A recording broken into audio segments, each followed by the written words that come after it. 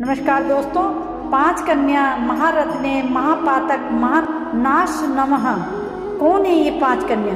क्या रहस्य है इनका? जो भी व्यक्ति इन 5 कन्याओं का नाम जपते हैं तो उनका महा से महापाप भी नष्ट हो जाता है। क्या है इन 5 पवित्र कन्याओं का रहस्य जो विवाहित होते हुए भी पवित्र कन्या कहलाई?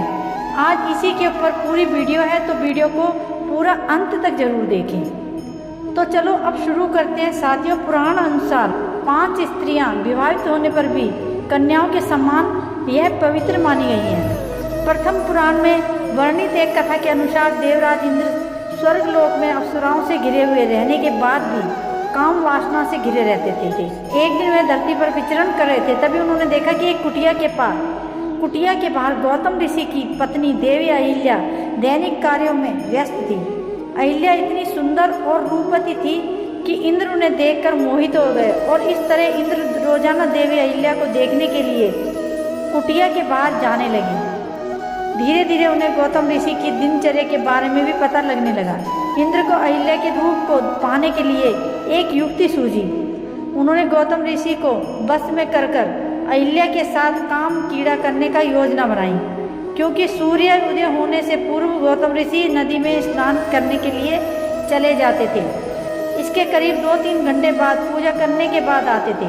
इंद्र आधी रात से ही कुटिया के बाहर छुपकर ऋषि के जाने की प्रतीक्षा करने लगे। इस दौरान इंद्र की काम वासना इच्छा इतनी हावी हो गई कि उन्हें एक और योजना सूझी। उन्होंने अपनी माया से ऐसा वातावरण बनाया कि जिसे देखकर ऐसा प्रतीत होता है कि सुबह हो गई।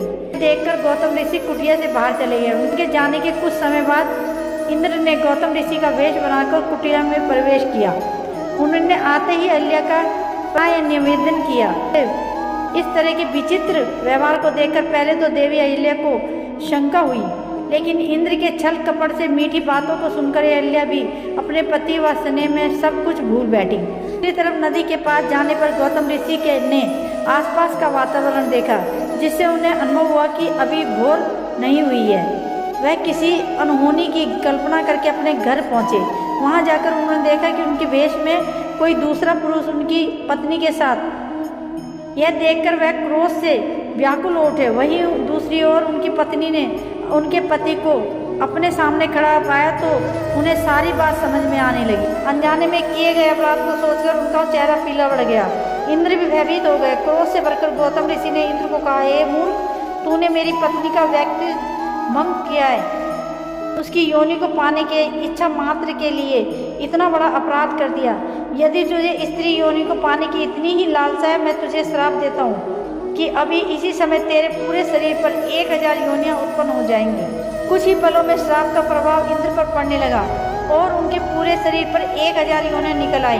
यह देखकर इंद्र आत्मग्लीन से भर उठे और उन्होंने हाथ जोड़कर गौतम ऋषि से श्राप मुक्ति की प्रार्थना की। गौतम ऋषि ने इंद्र पर दया करते इंद्र की योनि को हजारों आंखों में बदल दिया और अपनी पत्नी को शिला में बदल दिया। बाद में प्रभु श्री राम ने उनके पैरों से स्पर्श करके उनका उद्धार किया और वरदान दिया कि तुम्हें आज के बाद कन्या के रूप में पूजा जाएगा। तो दोस्तों, यह थी गाथा देवी अहिल्या को जो कन्या के रूप में पूजे जाने के बारे में है। उसके बाद किष्किंधा की महारानी और बाली की पत्नी तारा का 5 कन्याओं में दूसरा स्थान है। कुछ ग्रंथों के अनुसार तारा समुद्र मंथन के समय निकली मणियों में से एक मणि तारा थी। तारा इतनी खूबसूरत थी कि देवता और असुर उससे विवाह करना चाहते थे। बाली और सुषेण मंथन में देवताओं की सहायक के तौर पर मधुर थे। जब तारा मणि से निकली तो दोनों ने उनसे विवाह करने की इच्छा प्रकट की। बाली तारा के दाईं तरफ खड़ा था और सुषेण उनके बाईं ओर। तब भगवान विष्णु ने इस हल किया कि जो व्यक्ति कन्या की दाहिनी ओर खड़ा होता है वह उसका पति और बाईं ओर खड़ा होने वाला उसका पिता होता है। ऐसे में बाली को तारा का पति घोषित किया गया। के साथ युद्ध के दौरान बाली की मृत्यु को प्राप्त जैसी अफवाह उड़ाने पर सुग्रीव ने बाली की पत्नी के विवाह कर खुद को किष्किंधा का सम्राट घोषित कर दिया। लेकिन जब बाली वापस आया तो तब उसने अपने भाई से अपने राज्य और अपनी पत्नी को हासिल करने के लिए आक्रमण कर दिया। बाली ने सुग्रीव को अपने राज्य से बाहर कर दिया और साथ ही उसकी प्रिय पत्नी को अपने पास रख लिया। जब सुग्रीव को राम का साथ प्राप्त हुआ तब उसने वापस आकर बाली को युद्ध के लिए ललकारा और तारा समझ गई कि सुग्रीव को बाली का सामना करने की ताकत नहीं है, इसलिए उसे भगवान राम का समर्थन प्राप्त हुआ। उसने बाली को समझाने की कोशिश की, लेकिन बाली ने समझा कि तो सुग्रीव को बचाने के लिए तारा उनका पक्ष ले रही है। बाली ने तारा को त्याग दिया और सुग्रीव से युद्ध करने चला गया। जब राम की सहायता से सुग्रीव ने बाली का वध किया तो मृत शैया पर पड़े अपने भाई सुग्रीव से कहा कि वह हर मामले में तारा का सुझाव अवश्य ले। तारा की सलाह के बिना कोई भी कदम उठाना भारी पड़ सकता है।